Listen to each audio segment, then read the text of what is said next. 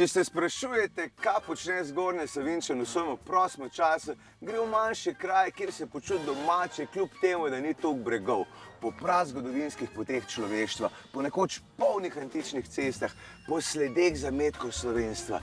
In kaj vse to bolj povezuje kot pa naša slavna človeška ribica. Ta se je pred hordami turistov iz Postojnske jame skrila v bolj mirno doline rek Temenice in Krke. Jaz pa grem zdaj v Žužemberk, po nekoč tlakovani, zdaj pa asfaltirani rimski cesti.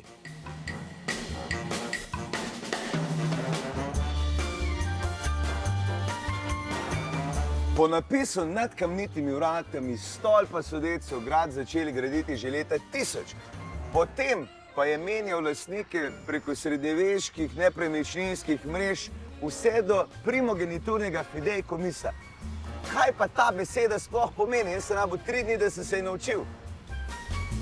To pomeni, da se nepremičnina lahko prenaša samo še iz roda v rod. V današnjem času pa tale grad najbolj zaživi meseca julija v času trških dnevov. Vse skupaj ima to bore malo skupnega s človeško ribico, grad pa zato ponuja prečudovite razglede na reko Krko in ponuja ogromno enih lepih kotičkov za selfije. In kaj drugega. Etko, Boris?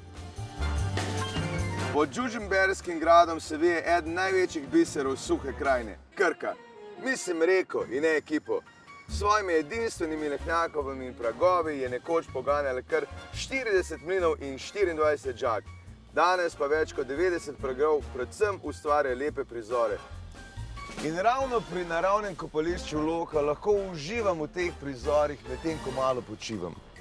Pravijo pa, da je človeška ribica pravi ekspert v tem, da ne troši preveč energije. Mogoče je pa ravno to skrivnost pri njenem iskanju, da človek malo poleže in si spočije. Kaj se človek naredi, da najde to človeško ribico, a? Čitko nadaljujem svoje raziskovanje.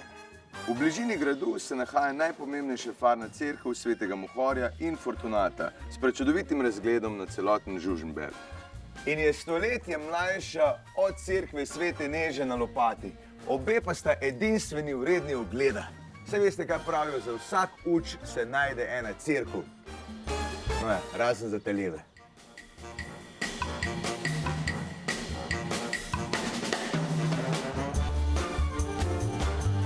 Čeprav je dvor znan kot pogosto najdišče ribice, tudi danes tle ne ve, kje točno bi bila. Je pa zato tle v bližini toliko zanimivosti. Recimo, Železo-livarski muzej in galerija ima ogromno stvari za pokazati. Že tle strešniki zunaj, tle uliti 200 let že na strehi, skoraj nobene rjeger. Impresivno. Impresivna pa je tudi notranjost, recimo tale galerije, ki gosti različne razstave, potem pa imamo še zbirko umetniških litin, kjer lahko vidimo stvari, kot so svečniki, okrasni krožniki, križi, posode, peči in meni osebno najljubša stvar, rogač za sezuvanje obutve.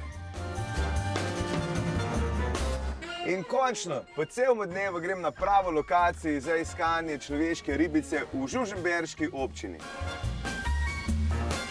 Pravijo, da so jo tu videli že velikokrat.